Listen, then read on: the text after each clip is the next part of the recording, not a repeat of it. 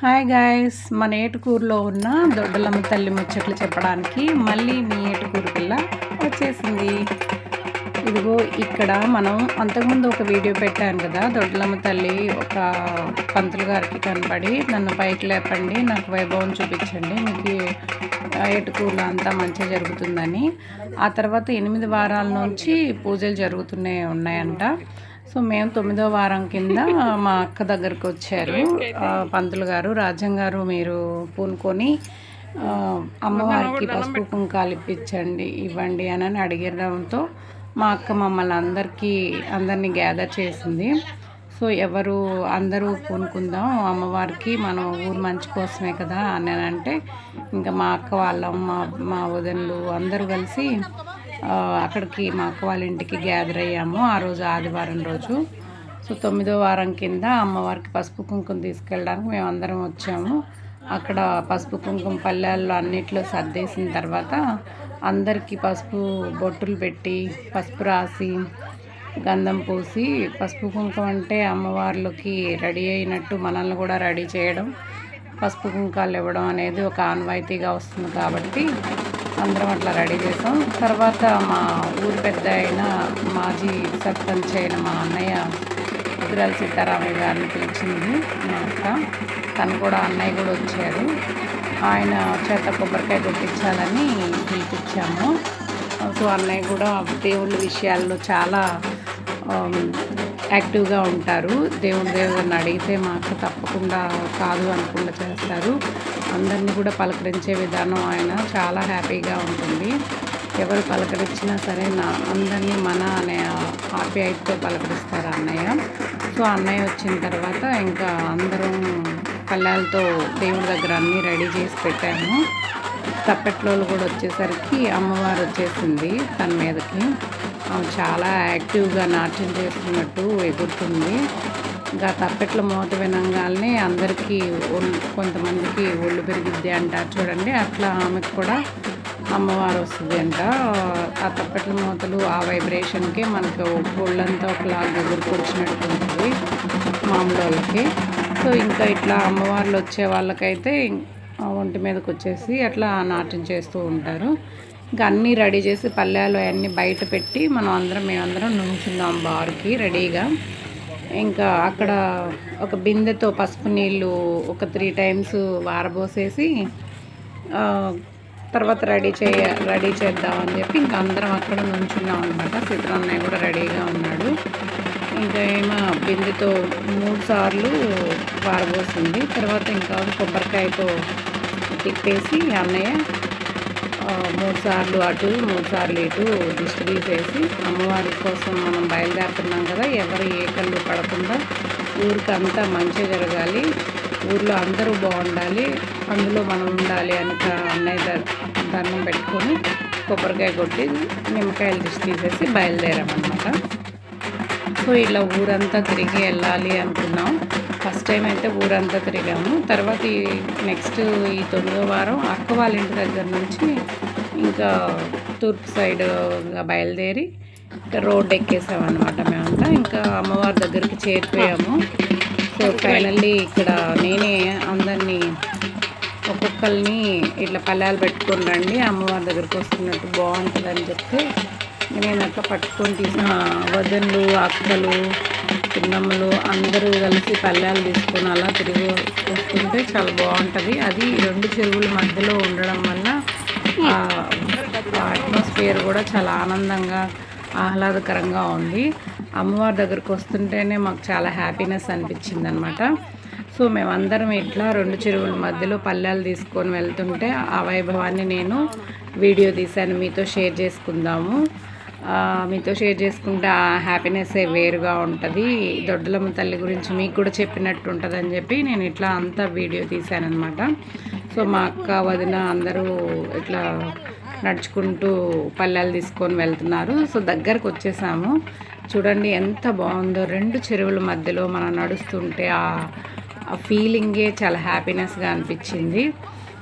So మేమందరం ఇంక ఇట్లా రెడీ చేసి పల్లెలు తీసుకొని వెళ్ళేసరికి పాపం మా పంతులు గారు ఊర్లో వాళ్ళందరూ కూడా అక్కడ ఇంతకుముందు ఫస్ట్ వారం వెళ్ళినప్పుడు ముళ్ళు అలా ఉన్నాయి. చక్కగా నీట్గా చేసి అక్కడంతా శుభ్రం చేసేసి టెంట్లేసి కుర్చీలన్నీ అరేంజ్ చేసి ఒక పక్కన వంట చేస్తూ ఉన్నారు.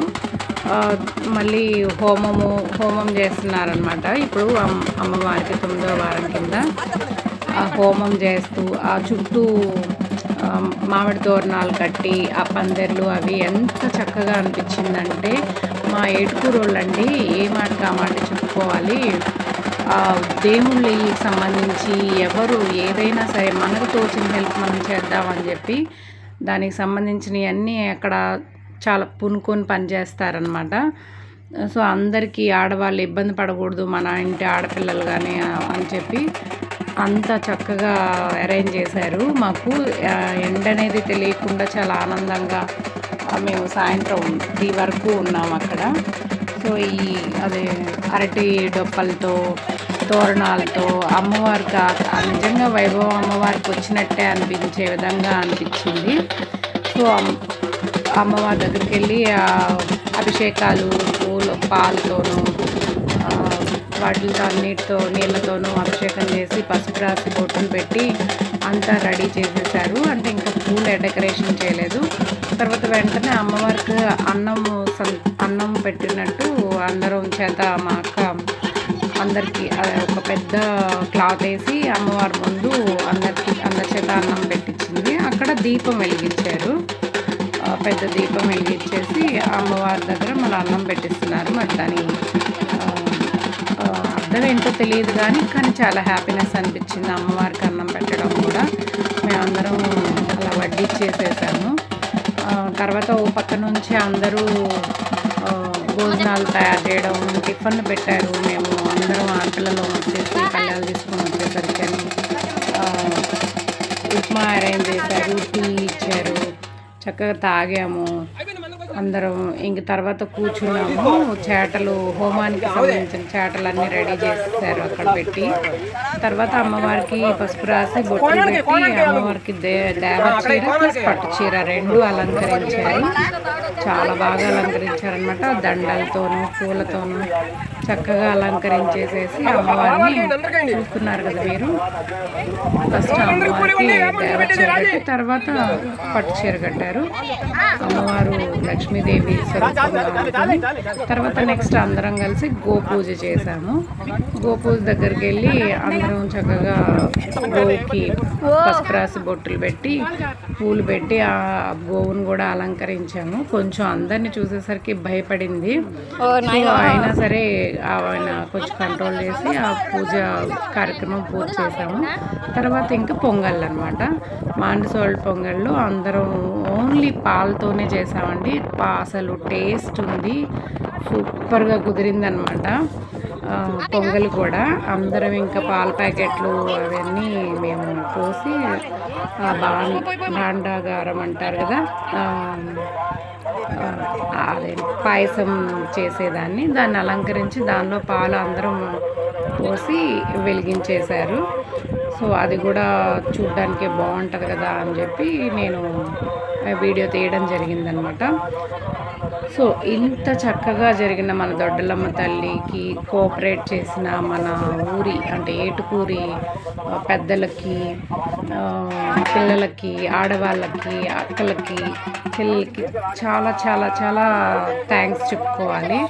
ఎంత బాగా చేశారంటే అన్నిటికంటే ముఖ్యంగా పంతులు గారు మన ఊరి కోసం ఆయన పూనుకొని ఆ అమ్మవారి కల్లోకి వచ్చిందని చెప్పడం, ఇలా చేయడం వద్దు ఈ పంతులు గారు అనమాట. ఆయన కల్లోకి వచ్చిందని చెప్పి మా అక్క కూడా కొంచెం సపోర్ట్ చేసిందని మా అక్క దగ్గరికి వచ్చి అడగడం, మేమందరం కూడా దీనిలో పార్టిసిపేట్ చేయడం చాలా చాలా హ్యాపీగా అనిపించింది. ఇంకా మా చెల్లెల మీదకి అమ్మవారు వచ్చేసింది. ఆనందంతో ఆనందం ఆనందం అనుకుంటా నాకు చాలా హ్యాపీగా ఉందని చెప్పి ఆ అమ్మాయి మీద అమ్మవారు వచ్చి ఇట్లా డాన్సులు వేసింది. అదేమంటారు డాన్స్ అనకూడదేమో, నాట్యం చేసింది. సో ఆమెకు తనకు కూడా ఇద్దరికీ వచ్చిందనమాట. సో ఆ అలంకరణ, ఆ జనం, ఆ వైభవం చూసేసరికి తను అనుకున్నది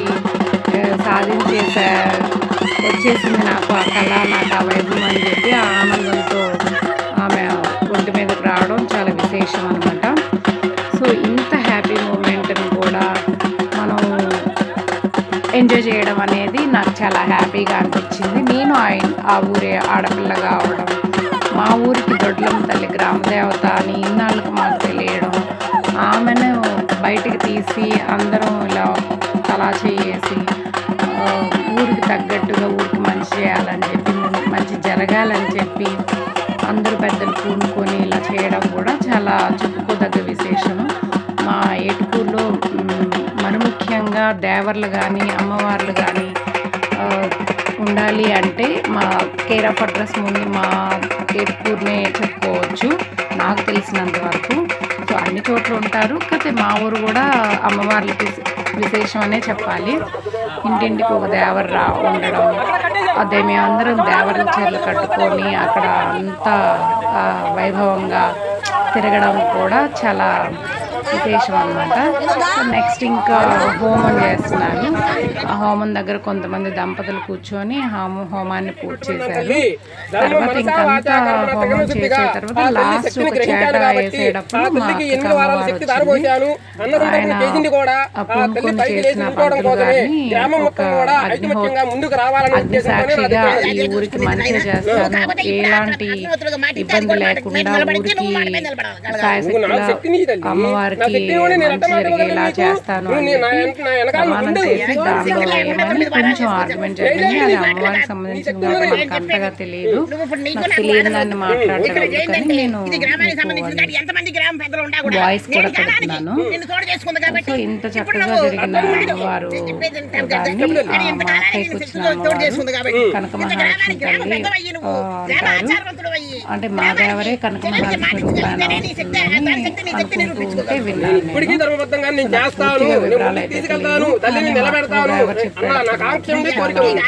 హ్యాపీగా అనిపించింది. ఆ గొంతు వాయిస్ మారిపోయింది.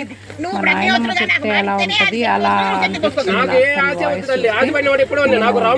దగ్గరగా వెళ్ళలేదు, కానీ నాకు అమ్మవారంటే అభిమానం. ఎప్పుడు ఆమెతో మాట్లాడుతుంటే చాలా ఆనందంగా అనిపించింది చాలా.